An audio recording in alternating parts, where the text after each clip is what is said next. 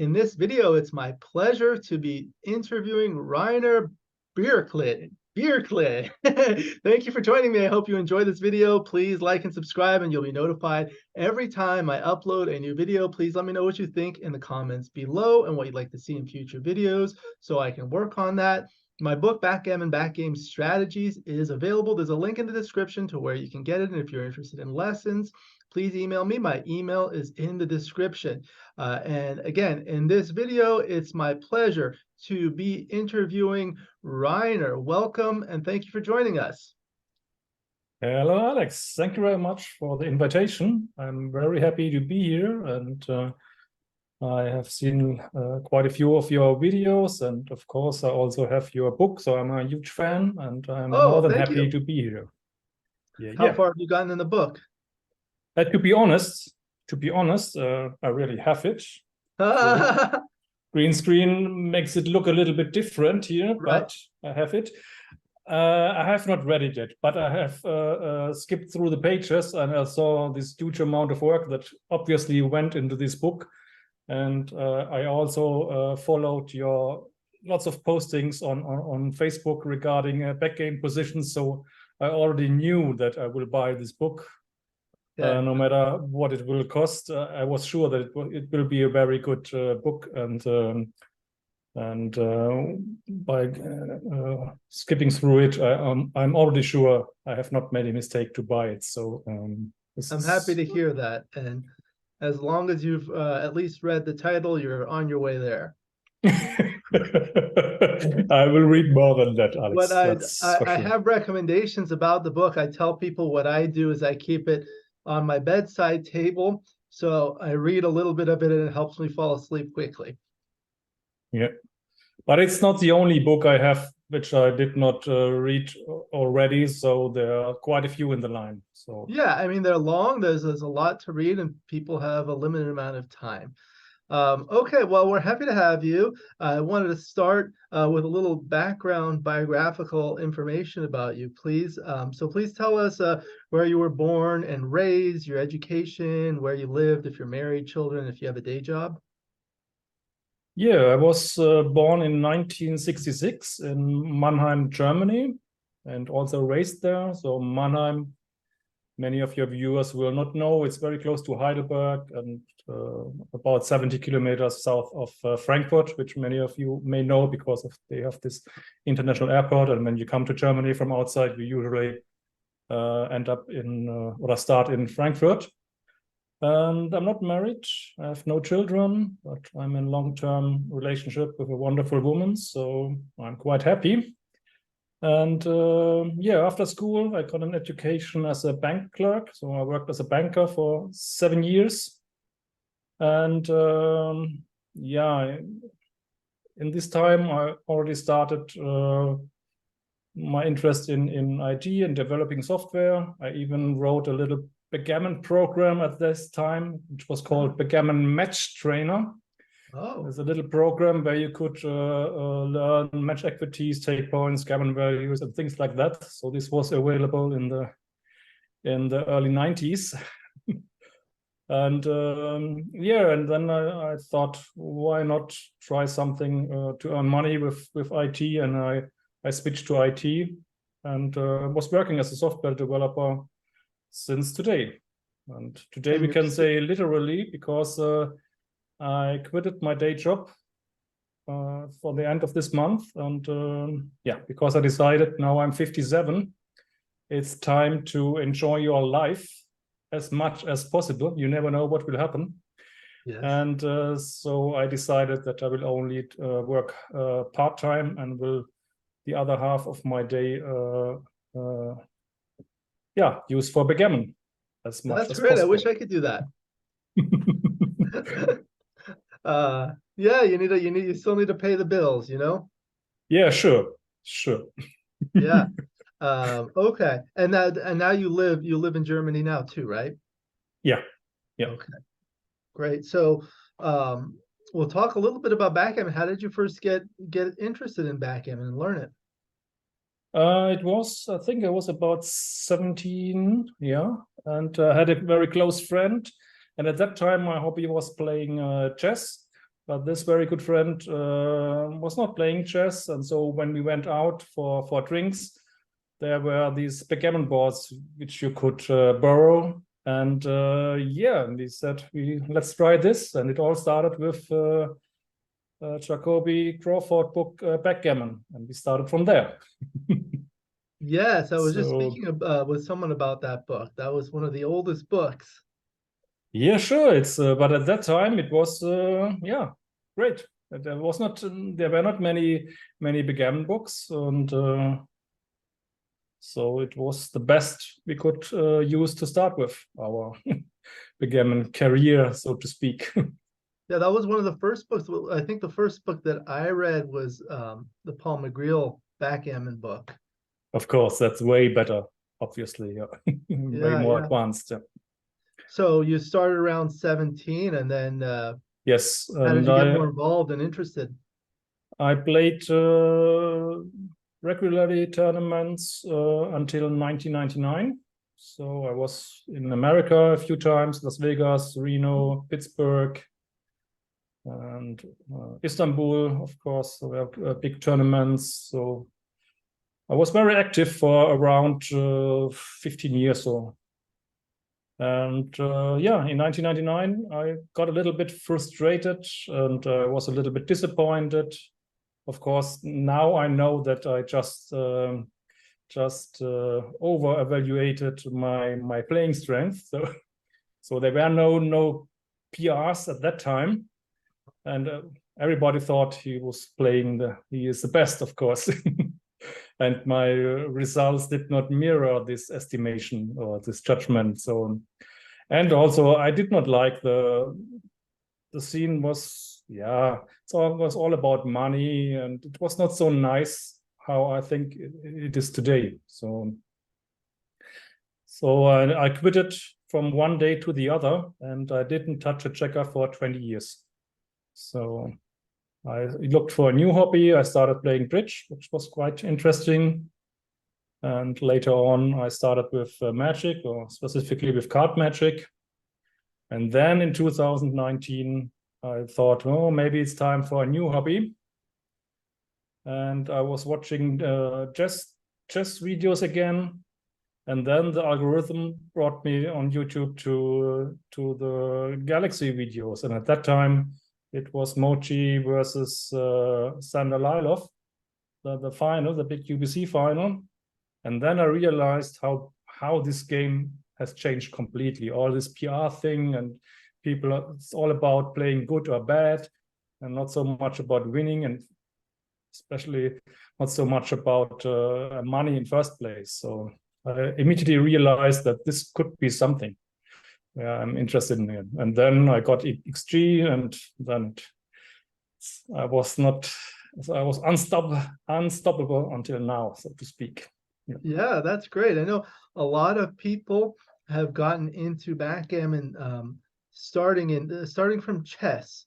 So that's not uncommon. And there are a lot I guess there's a considerable amount that also play bridge. There's a little bit of trivia. There are two people who are in the Hall of Fame for both bridge and backgammon. Do you know who that is?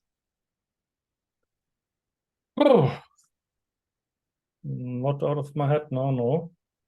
One of them we've mentioned, Oswald Jacoby. Yeah, okay. And the other one is Kit Woolsey. Ah, yeah, sure. Yeah. Yeah, so it's interesting because, like, a lot of those games where you have to think, they're numbers, and, even poker, people play that. So now you're back and getting busy with backgammon, are you? I'm very busy. Yeah, I really think it's a wonderful game, and I really love it. So I love. If I want, I can just play against myself, just watching my PR, and I took it very serious. So from the beginning in 2019, I entered every match I played into XG, analyzed it on ++, and watched my PR, and yeah, and I also think in the past it was only about win or lose, which means so roughly half of the time you were a little bit sad because you lost your match. And today you can see it differently. You have this win or lose and play bad or good. And so if you win, it's always nice. That's starting with 50% roundabout.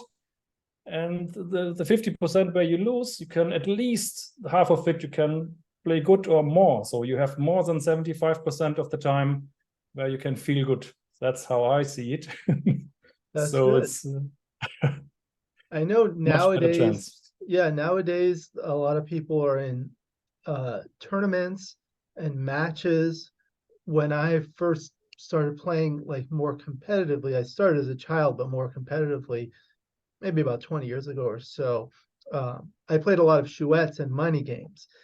And back in the 70s and 80s and 90s, there was a lot of action, and people would go to tournaments to actually play the money games on the side, and they were excited to be knocked out of the tournament.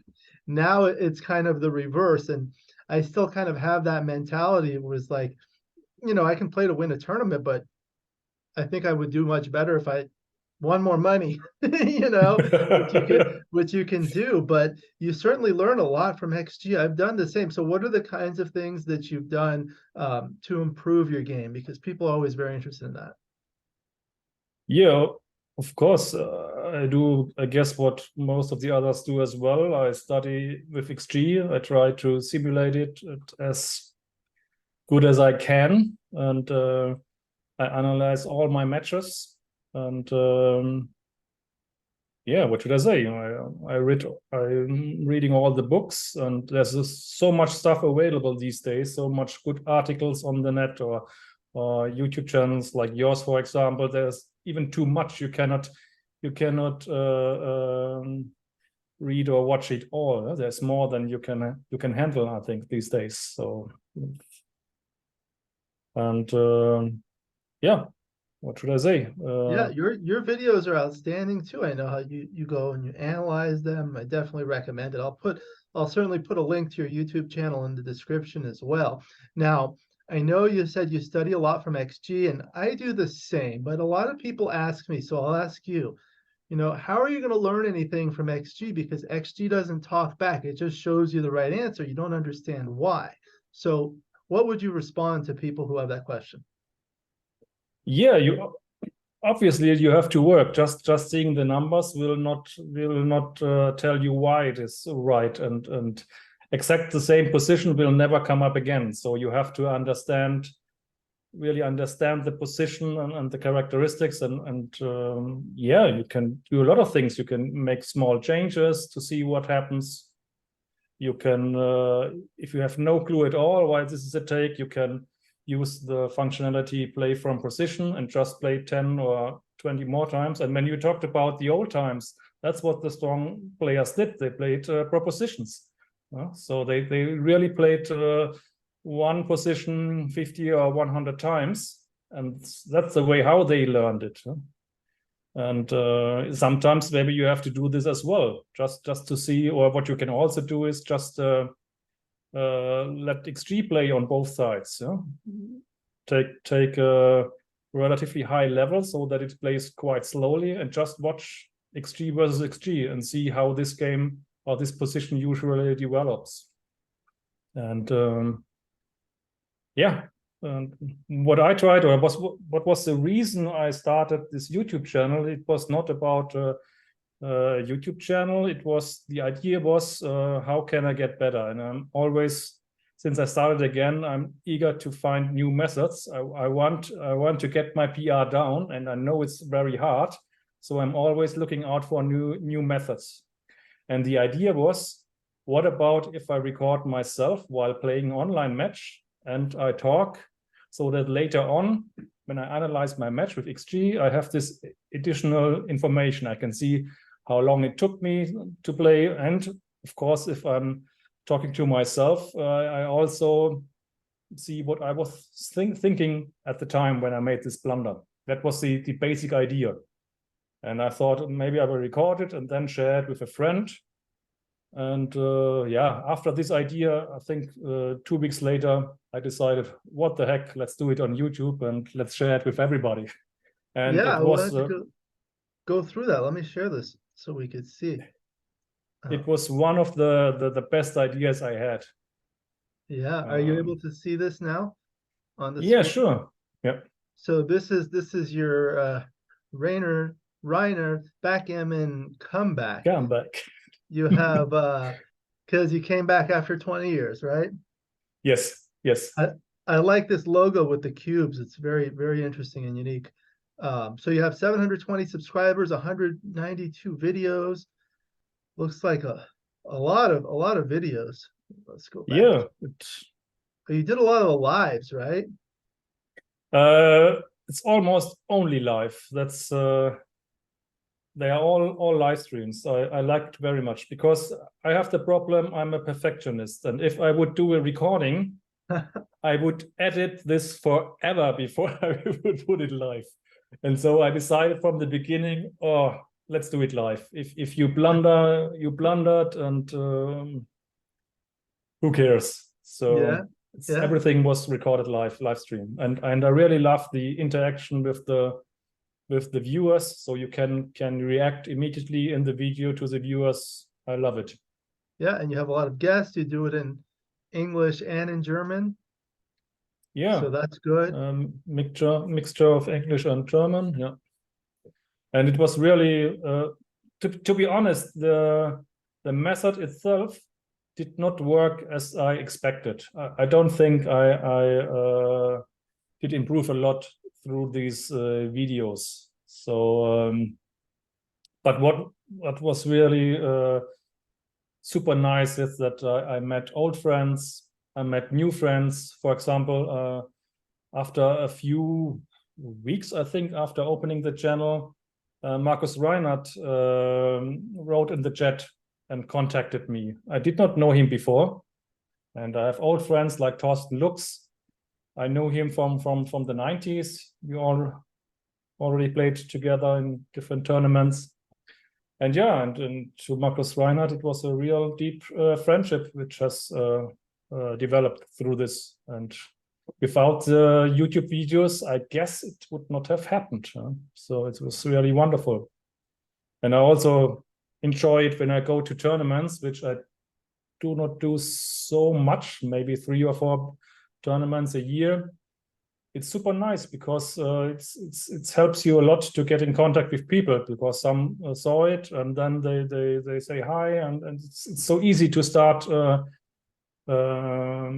new connections and new friendships. It's super nice. So Absolutely, I agree. I was just speaking with another YouTuber who does backgammon videos, Jason Dordal, and he was telling me a few very similar things. Like he's made a lot of friendships, a lot of relationships, and playing backgammon. I agree with him, and I'm sure you would agree. Of course, it's a game, and people do it for enjoyment, and it's just a great way to get away from everything in your life. You know, you have work, you have family, you have all sorts of things that stress you out, and it's just a good way to kind of relax. yeah. And his background is in film, so he was telling me he does a video and he works on it for like 30 to 40 hours before he publishes it. I can't do that. I just do one take, and sometimes you do short ones, sometimes you do long ones. What have you felt has been the most popular type of video you've published for your viewers? I think what many people liked is what I did. It was called Worst Off, where I took a look at my older videos and the biggest blunders, and I was making fun of myself. So you're on the screen, you will see me 2 times in the original video, and then the Rainer that was looking and making fun of the other Rainer who talked rubbish in the original video. I think this, and of course with guests like Digigammon, they were very popular, and Mucci was on the show, and Senek was the first guest. Thanks thanks to Markus Reinhardt again. After he wrote in the chat, then quickly after it we had a phone call, and he was really interested in, and he said, "What do you think? Let me get Senek as your guest." And I said, who? And Zenik was a superhero for me, or still is. He was #1 on Galaxy at that time, and really far apart from me. So I would never have imagined that he will show up in my little channel, but he did a few weeks later. So yeah, thanks to Marcus again, who did a lot of things for me, and without him it would not be so, yeah, would not happen in that way, I'm sure. Right. I was lucky also. My first 3 guests were Matt Congeyer, Mochi, and Wilcox Snellings. And they're 3 of course, the best players in the world and great people too. You know, it's really nice to make friendships with those kinds of people. But you just mentioned that I put out 140 videos in 2 years. I think you did 170 in 4 months, and you have two little kids, I heard in one of the videos, and you have a day job. How do you do that? That's a good question. I'll tell you the story since you asked.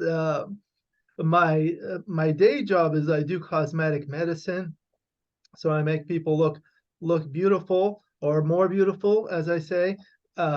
But in the last year or two, there's been a lot going on and the economy has slowed down. So it's been much slower. So I've had a lot of time on my hands. And I first got into like these backgammon, the forums, the online forums, a little over a year ago. And then probably the beginning of this year, I decided I want to write a book, and because people were telling me based on my feedback from on the forums.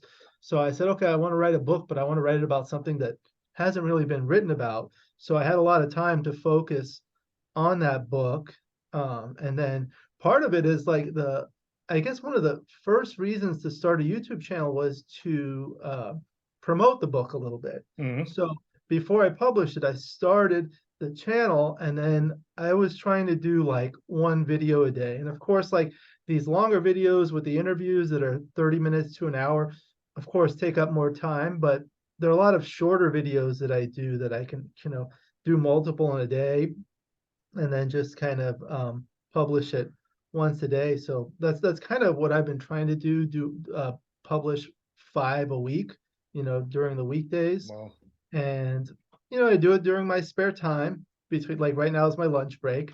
So, but I mean, it's fun. It's enjoyable. If anytime you can do something you enjoy, you do more of it.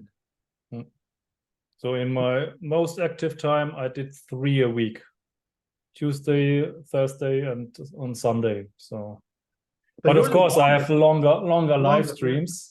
Right. How long is a typical live stream? An hour or 2 hours? That are the short ones. Those are the short ones. Wow. So that's one of the biggest complaints, that my videos are way too long. But I even did a marathon. I think it was 12 hours with Marcus together when he visited me in my old house. So yeah, it's just crazy. Yeah, I found they have the analytics for YouTube and they tell you like what time works best. I feel like, at least for me, like 30 to 60-minute videos get the most amount of views. What you may consider doing is just like cutting them up into multiple 1-hour videos and having like 3 or 4 videos. Something to think about.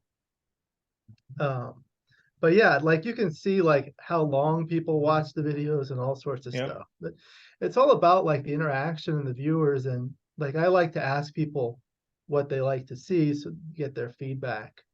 What's been some of the feedback that you've received ever since starting your YouTube channel? Yeah, one of the things is I have this problem, in which language should I do it? So there are many people here in Germany who are not so good at English, so they are not too happy when I do it in English. But obviously, if you do it in German, you have way fewer viewers. And so that's always a problem. Yeah? How do you make everyone happy? I know you cannot make everyone happy, but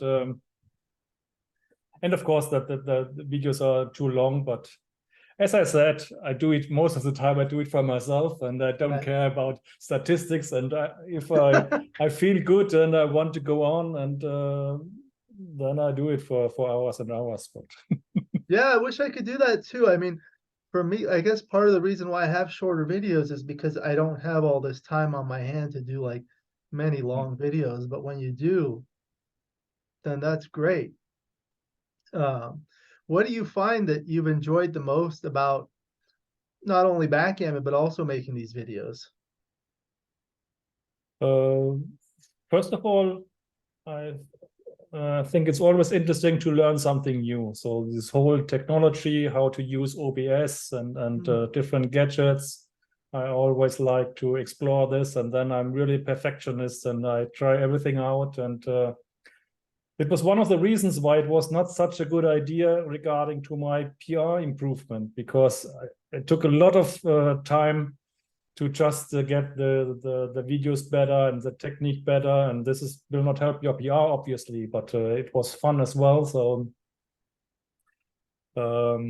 yeah, That's good. That's good. Um, what would you remember your first video you made since your comeback? yes, I just took a brief look at it because I have one of the ideas is I had a longer break now and I was not so active the last 6 or even more months. I will start very soon again. And I took a look at the very first video, and maybe I will make a remake where I watch this video together with my viewers. Let's see. Yeah, obviously it's fun to see how it was 140 live streams before, how it yeah, You it learn was and very, improve, don't you? yeah, sure. My PR did not improve as much as I wanted. So many people make fun of me because a long time I had this title, follow me on my way to 4.5 at a time where I was 5.5, and I thought it would be a matter of 6 months. And because when I started again in 2019, I started with 6.5, which was not bad after such a long break. But yeah, we all know it. The more you get your PR down, the harder it gets. Yeah, and now, so it was this year in 6 months I was able to get it down from 5.3 to 5.0. So, but it's getting harder and harder. And as I always say, I have no talent. That's really the truth. I have to work. I have to learn. So, but although this may be a good, yeah, for people to follow, that you can achieve it without talent. We just have to work. Yeah, I think use the right methods. When your PR gets lower and lower, it's harder to get even better than that because you have fewer mistakes to learn from. You know, when you're just learning, there's a whole lot you can learn, so it's a lot easier to improve. So that's good. Yeah, go But to ahead. come back to your question, what I liked the most with this video was connecting to people, really making new friends, as I said before, meeting old friends, making new friendships, and then going to live tournaments and then connect via this bridge, so to speak. Yeah. Good. So, and the other thing that you're well known for is these Anki cards. Right. yeah. Tell us about that, please. Since I was not so happy with my YouTube channel as a training method, I was looking for different things, and it was in when was it? In December 2021. We have here this German community on Discord, which is called Backgammon Prime, so only German-speaking backgammon freaks. And there was one guy, Stefan Gumpert. Unfortunately, he passed away a few months ago. And he mentioned in the chat, I will do something now, practice a little bit with Anki. And was not much that he wrote in the public chat. And then I thought, Anki, what was it? And Then I checked it out, and I immediately realized the huge potential, because one of the biggest things I had, which worried me, is, yes, I was analyzing my matches, usually directly after the match. I'm going through the errors like everybody does. And as you said, you try to find an explanation why XG says this is a blunder, and then usually say, okay, I got it now. But the truth is, at least in my case, in many cases, you didn't really get it. You just give up because you want to go to the next blunder, and you never touch it again. Huh? And the big strength of Anki is, so Anki is just a flashcard system, digital flashcards. That's it. And I adopted it for Backgammon. So the basic flashcard would be the Backgammon position on the front and the answer on the back. That's it. And yeah, maybe I can show how it looks. Yes, please. I think the viewers will be very interested in a demonstration. Okay. So the good thing in Anki is it's an open source program. It's available for Windows, for Mac, for Linux, for Android, and for iPhone. So, and it's all free except the iPhone app. I don't know why, because maybe they think that iPhone users are rich people and can pay a few bucks for the app. I don't know. Luckily for me, I'm an Android user, so it's free. And the good thing is that you have a free Anki account, and then you can synchronize your desktop and your mobile device. So, for example, what you see here is a position that I messed up on the BMAB Germany tournament 1.5 weeks ago. And yeah, what you usually, maybe I go back and forth. What I have added, for example, is this pip count trainer. You see now that the timer is going up. This is a feature I use regularly before going to live tournaments. It may be a small thing, but you have no pip count in live tournament, and it's very important. So what I do here is, the first thing I do is I make the pip count, and if I got it in my head, I press the button, and then I see the pip count and I see how many seconds it took. It may be a very small thing, but yeah, it's very important that you are precise with your pip count and that you are fast. If you're not really fast, you will probably most likely not do it often enough during your live matches. I have also experienced or tried running pip count. It has its drawbacks as well, obviously, because your mind is busy with keeping one number in your head. So this is one small thing. And yeah, here, for example, I see I messed up this 4-2 to play. And yeah, you usually have your 4 options. You have the one that was made in the match, and the 3 other top choices, so to speak. And then you can make your guess. For example, I know this. I did here this. Yeah, it looked quite natural to clear 2 plots up and make a good point, but it was way too stuck. And making the 4 point is the right idea here. So what you always have here, what I have added, and I think it's super valuable, that you not only get the results for the actual match score. I always have the neutral score, which I use a money game without Jacobi, then double match point, gammon save, and gammon go. And I think that's really valuable when you study your checker play, because even DMP, some people say, I can just look at the plain winnings. That's not true, because XG, when it gives the plus result, it makes a truncated rollout, and it takes into account the score. So he will play differently when it's DMP.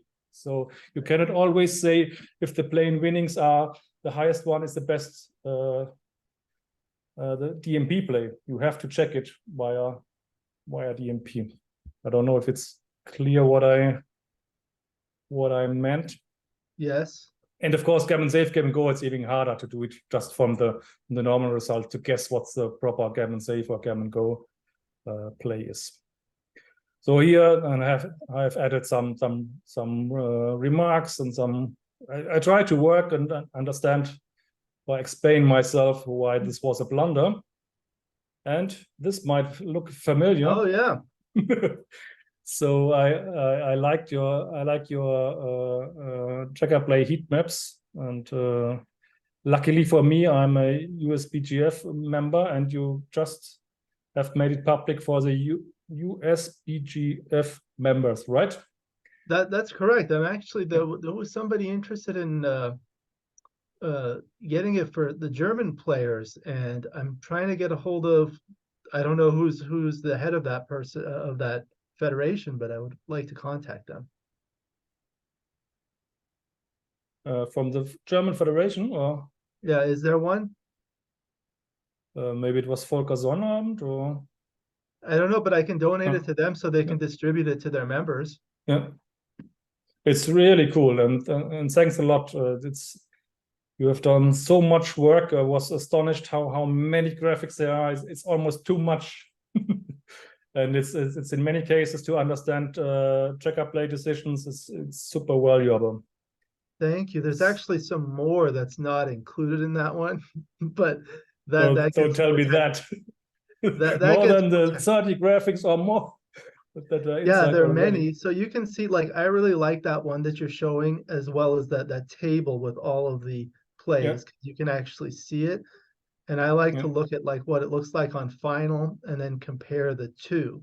So there is this one, and then there's the 2-roll one, because one of the things you don't get in XG is sometimes, especially in certain positions where you're bearing off or bearing in against anchors or in a prime versus prime position, you need to think more about your next roll rather than your opponent's immediate next roll. So this one only shows your opponent's immediate next roll, but with this software, this database, you can look at your upcoming roll in advance. And there are actually 2 people from Facebook that helped me a lot with this. David Gallagher and Travis Roberts, they helped me a lot. So I'd have to thank them for sure on that. So that's another thing that's available as roll is the 2-roll heat map, which shows 1296 cells. And then there's another feature that hasn't been like formally published because I'm still kind of working on it, is looking at it for cube action. And there's another one, there's a 2-roll, 2 position. So you can look at one position and you can modify the position and do the same roll, and you can compare it, because if you modify the position, maybe the right roll is different, and then you can compare exactly the differences. So you can modify the position, you can modify the roll, so have one roll in one position and the same position but a different roll, and you can modify the score and see all of these differences. Wow. Much more complicated, but thank you for using that. I think that's very valuable as well. Yeah, absolutely. And here in this case, I have also added a link so I can exactly look here what happened during the match. How long did it take me? How was what happening? Was there some kind of distraction? Or and as we see here, what did I do? Did I check out the 4-point? Let's see. Still thinking. Yeah, 4-point, yes. Do it. Do it, Rainer. No, not the bar point. No. What a shame. So this looks like one of Mate Faher's videos, right? Yes. He does outstanding. He helps me with some of my videos, and it looks like you're using the Digigammon software. Is that correct? Yes. Marcus got in contact with Digigammon with Jihan, and he sent us the test equipment, and that's what you see here in the video. And I tried it here, and it worked quite nicely. I think that's that's a very interesting software, but some of the viewers may not be familiar with it. Can you describe what it is and how it works, please? Yeah, it's automatic transcription system. So which means you have your Windows tablet, which you see here on the right in this little video. This is what you see here is the Digitimer. This is a free app basically, which replaces your backgammon or chess clock and the score sheet. That's what it is doing. And he's creating, for each turn, he saves a little video file. So you have connected a webcam, which is recording your board from the top. And so each time you press the clock, it's one turn, and he saves a little video file. And then we have a software which is unfortunately not free. It's a transcriber, which then creates a normal match file from your match. So if everything goes well, you can check your result or how well you played directly afterwards. So this is quite promising. There are some things that are important to keep in mind. So for example, in a real game, if you start a new game, sometimes it happens that the player who won the opening makes a move and presses the clock first. So here, if you use this software, it's really important that the one who lost the opening presses the clock first. Oh. That's one thing. And another thing is if your opponent had an illegal roll or cocked die, usually you press his clock and your clock to give him back the delay, which you are not doing because then you have two steps. There's the extra button for delay. So there are small things. And the third thing is if you are stacking checkers. So usually if you put your 6 or 7 checker, usually you do it a little bit offset to make it easier for the viewers, especially in live stream. Here, it's a little bit counterintuitive. You should put it plain on a checker.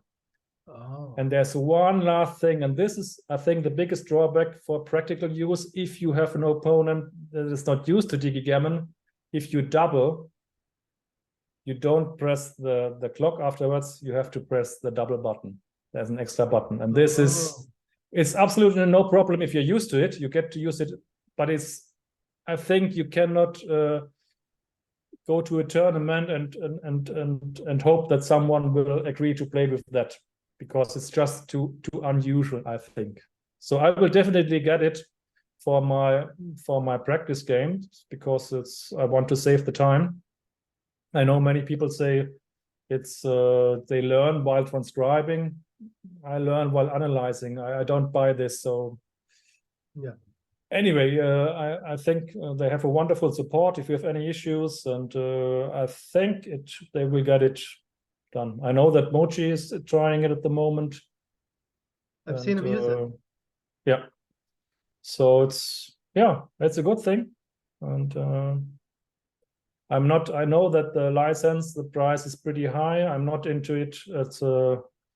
I was involved for the testing from the beginning, but I'm not in the marketing. I cannot say anything about it. It's whatever. Yeah. So okay, to come back to the video here. Yeah. What I use this for is when I also give lessons to my students, and when I prepare the lesson, I will prepare Anki cards, and after the session, I will record it as a private YouTube video, and then I add these links. So when the trainees go back to the positions we talked about during the training, they can click here and see our explanations how we talked about this position, which is, I think, is pretty cool. Yeah, that looks great. So you can make your own Anki cards for whatever position you like. Is that correct? Yeah. And what I have done, what is this all XG to Anki is, first of all, I really did this manually. I created manual discards. I made screenshots and entered it into the fields. And what is this all XG to Anki about is that I can do this automatically. So for example, if you send me your match files and you say, for example, I'm using quite big limits here. I create Anki cards for cube blunders 200 and more, checker plays 100, and opening errors 50 or more. But anyway, and so if people send me their XG files and they send me which limits they want to use, they will get their Anki cards, and I can create them automatically. That's the big thing, because it's still a lot of work, and it's too much work, I think. Or for me, I would have, I guess I would have stopped using the method if I would have to do this manually. So it's automated now. Yeah. Now, let's say, like, sometimes I analyze a match and there may have been a play that I was unclear about, and perhaps I got it correct, so it won't show up as an error, but I would like to kind of look at it. I know you can flag it on XG. Can you do that with the flag moves as well? Yeah.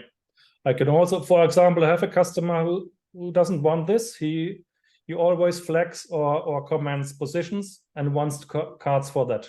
And of course, I can also I take over there is a command function in XG. If you enter your comments there, it will automatically be transferred to the Anki card then. That's great. I think that's a great way to learn. Another thing that I've heard about, you may be familiar with Hal Heinrich. He won the world championship, I think, in the 80s or something like that. Yeah. He does software development, and he showed me this thing where I send him my match and he puts it through a software that analyzes all of your errors and categorizes it. So if you make an error in like one sort of position, like a holding game or something, he gives you a file with like 100 positions like that, so you can test yourself. Yeah. Well, what I'm doing here, I'm creating tags automatically. So there will be a tag for holding game, for back game, for opening, and I'm also doing tags for match scores. So for example, you can say, give me all my cube errors where I was 3 away, things like that. It's like they call it a blunder database. Yeah.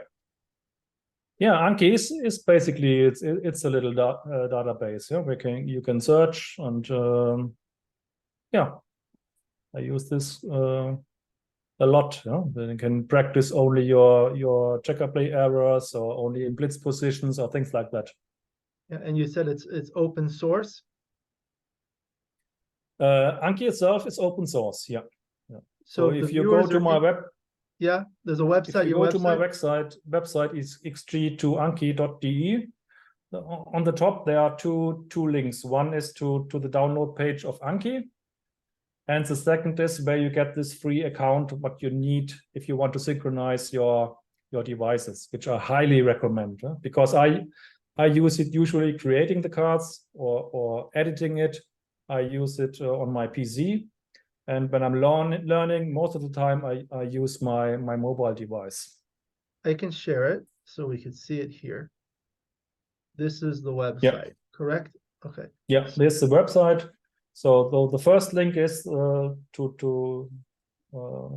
download the software. Then the next link you see is this free account you can create. It's just your email address and the password. Oh, and I saw this video with Dan Rivera. Yeah, there I explained it on this video. And special decks, free decks. Yeah, there are some decks which are for free, like here. But you see here, there are free decks. For example, I created a little deck from Michi's quiz in Cyprus 2022. Then there was a deck. Together with Digigammon, we have several theme decks where you have 25 positions of one specific type. And here, the one demo deck is a bar split, where it's a question, do you split to opponent's bar or not? This is a free deck, yeah. Okay. Then this Rainer's blunders or opening errors, that's my personal deck with over 500 positions. And then I have one deck, free deck with Backgammon match theory, if you want to memorize take points and gammon values. And I even have one where I practice Niels numbers. These are all free decks. And the good thing is, for example, if you get my blunder and opening errors deck, you have this template. And with this, you can manually create your own cards. Just look which fields have to be filled. You will see that easily if you get Anki. And if you want to do the work manually, you can just do it without paying a single buck, except the iPhone app, which is, I think, around about something between $25-30, I think. That's great. I'll share the link to this. And then individual decks. This is what I'm offering is that you can buy a package which I call Anki credits, and then you send me your match files and which limits you want to use, and then you get back your Anki deck. I think this is a great resource where people can use to learn and improve. How long have you had this available now? I started August last year. Yeah. And what's been the feedback thus far? I think my marketing is not the best, I think. But now, as I told you at the beginning, that I have no more time for Backgammon now, and this also means more time for Anki. So I guess a part of my live streams I will show how I practice with Anki, and hopefully I will get more customers. But there are quite a few customers who regularly make use of it. Theme decks and also the individual decks. And they're enjoying it? Yeah. I recently spoke with another German, Frank Berger, developer of BG Blitz. I saw this video, yeah. And yeah, he said something very similar. He does outstanding work like you do with the Anki decks with his software, the BG Blitz, but he had the same thing that he said, like you said, he's not an expert in marketing. We need to find somebody to help with that. It's not that hard. Yeah, you have to do some videos, and I see it. If I do some Facebook posts, there's always something coming back. If you have to do it consistently, then I'm pretty sure many more people will get involved and like it. Well, hopefully this video will help people learn about it. Yeah. So here you see these tags that have been created automatically. So you have here it's action type checker play. The match score was opponent away 7 away, player away 6 away. The error size. So you can also say later on, I do only want to go through my very huge blunders, for example. And here there's also a position type make 4 point, make 7 point. So you can later on filter on make my 7 point or not, or 5 point versus 9 point versus 4 point or whatever. That's great. And yeah, there are endless possibilities. And what's really great is that you have it on your mobile device, and during your usual day you have so many spare time, often a few minutes, and you always have your mobile with you, usually these days, waiting for the bus or sitting in the train or whatever. I always use it to do some practice and go through my errors. And that's outstanding. Yeah. I wonder if you may have the capability now, or perhaps something in the future, as you mentioned, if you look at a position and then you see what the right answer is, but maybe don't understand why, if you vary the position, make a modification in the position to see, I don't know if that's something you might consider, having those positions and having it automatically modify the position to see what kinds of changes will lead to different outcomes. What I'm doing, yeah, not automatically, let me check if I have here an example. So this is how a cube decision looks like. So you always have this. Unfortunately, I took here. Let us check. So now I know it's a double pass.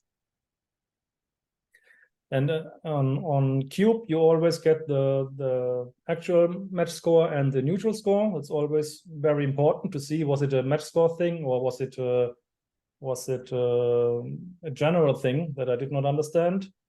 Then you always have the dice distribution you can show.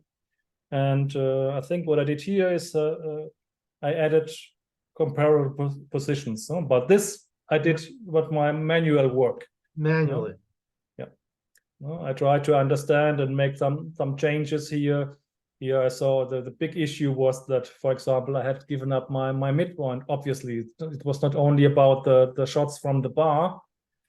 So we see here, if I put the checker back from the 9 point to the midpoint, I all of a sudden have a take here. Let's go back. Do you have the original position? Yeah, the original position you see here on top, it's the one without the white border. I see this it. Is repeated here. Are you able to magnify this at all, or that's here the original position? So there it is. So white is on roll, right? White is on roll, yeah. And white is 6 away, or black is 6 No, away? it's always from the black's point of view, the bottom player. So black is 6 away, white is 7 away. Okay. And the pip count, the first number is for black and the second is for white. Okay. So white is coming in from the bar and can come in with 2s and 4s to hit, and then there's another loose blot on the midpoint. That's big. Yeah, the midpoint is a big issue. And as you can see here on immediately, this 1-0 lead makes a huge difference. Huh? It's not a take at a neutral score, but it's a 74 error, and here it's 200. Just this 1-0 lead to 7. Yeah, that makes a big difference. Quite interesting. Yeah. Okay, so here I made some. Yeah, that's how I work. If I make big errors, I make remarks, and I try different variations, and yeah. I feel like here we see. Yeah, go ahead.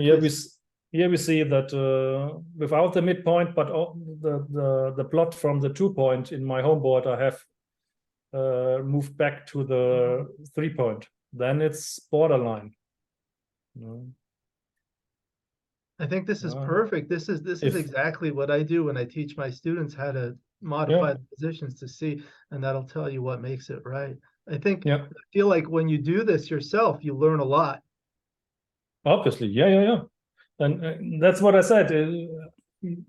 The idea is what we see here now is just the preview, but you also have this learning mode, and it works like that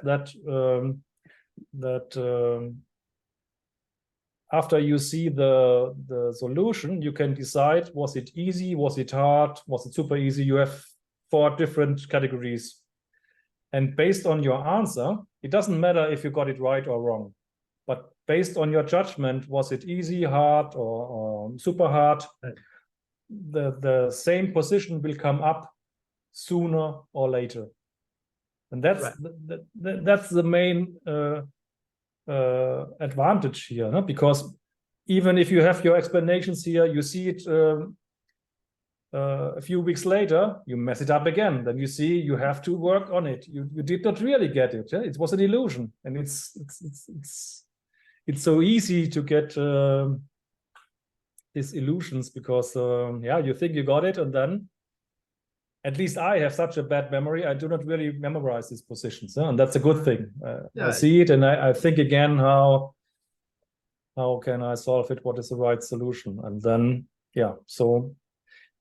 No blunder will ever get forgotten in this database. It will come up again.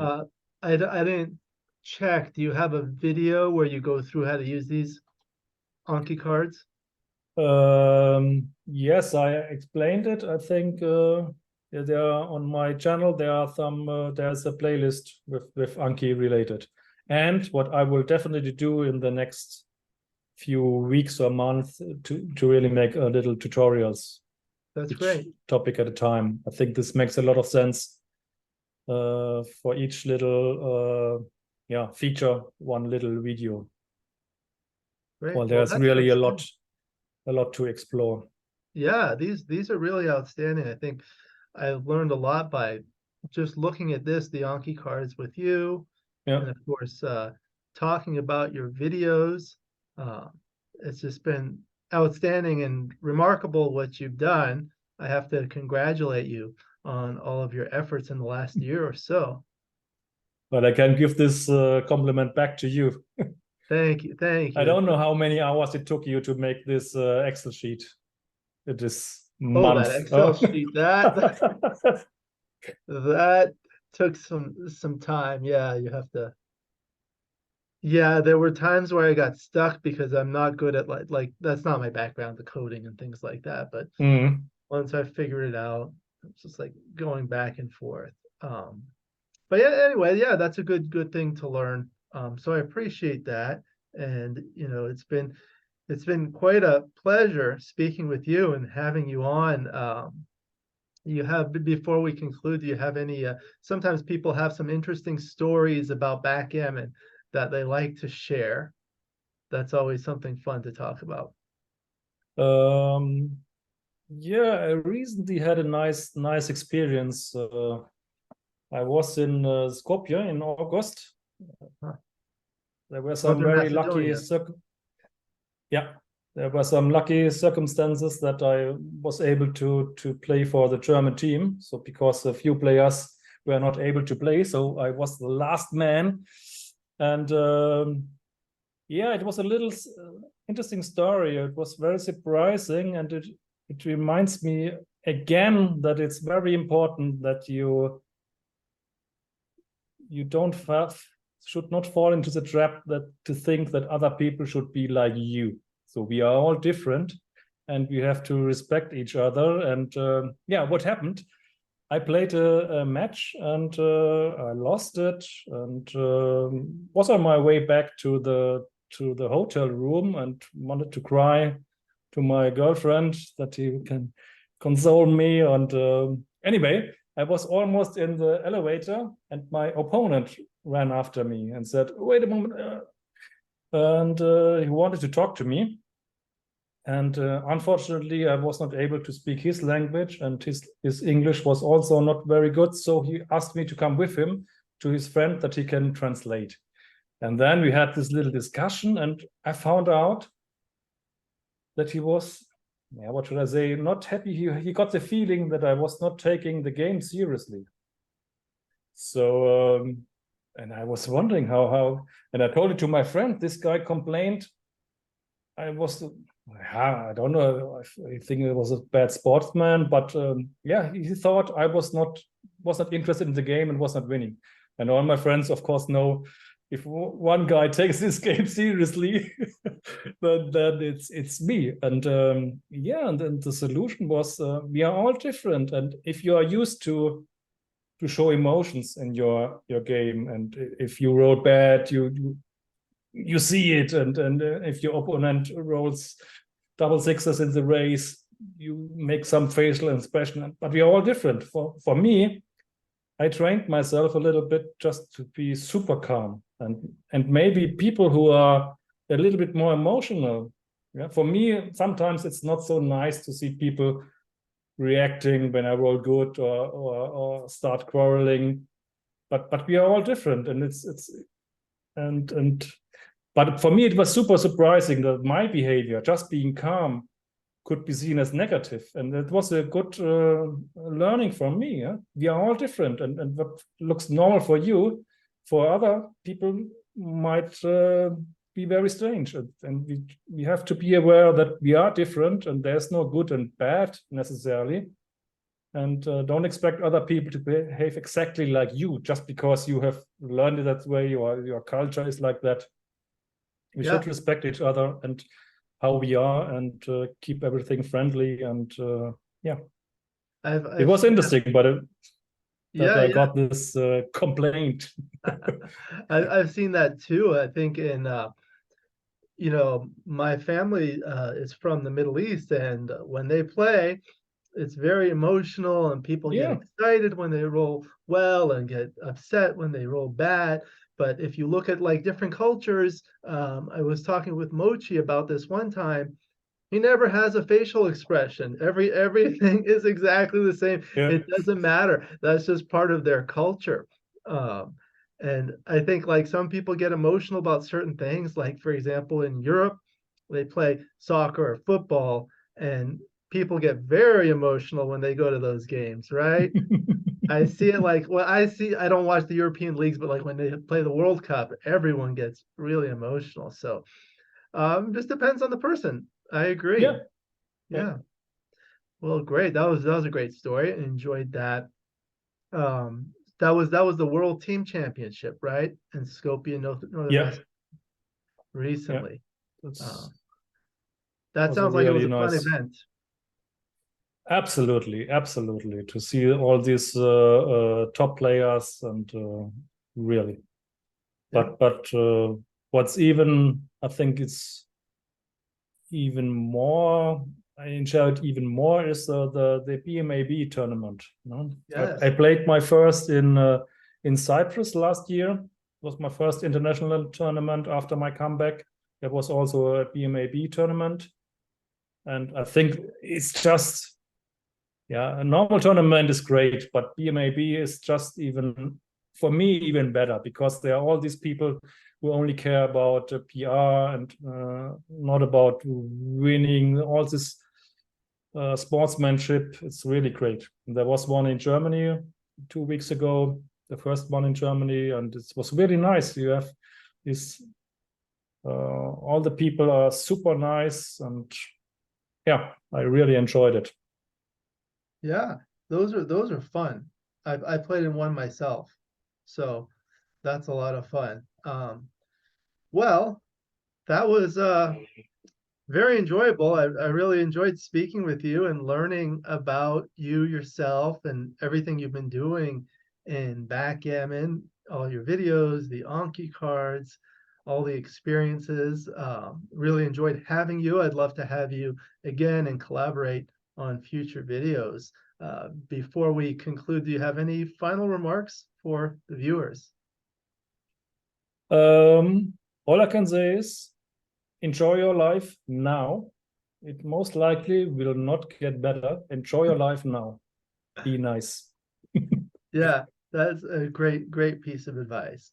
Well, thank you again for your time. I really appreciate it. It's been a pleasure having you on, Rainer Birkle, correct? Yes, super. I'll put a link to your website. I'll put a link to the Anki cards and your YouTube channel. As I said, I enjoyed it. I hope the viewers have enjoyed it. Please do like and subscribe, and you'll be notified every time I upload a new video. Please let me know what you think in the comments below and what you'd like to see in future videos so I can work on that. My book, again, Backgammon Backgame Strategies, is available. There'll be a link in the description to where you can get it. And if you're interested in lessons, please email me. My email is in the description. And if we have some people in Germany that are interested in lessons, you're giving lessons, is that correct? Yes. What is the best way to contact you? And the email address they see here, Rainer at xg2anki.de. Oh, it's right there. So I'll Yeah. include that in the description. Thank Wonderful. you very much, Alex. My pleasure. I look forward to seeing everyone in future videos. And until then, keep rolling your dice.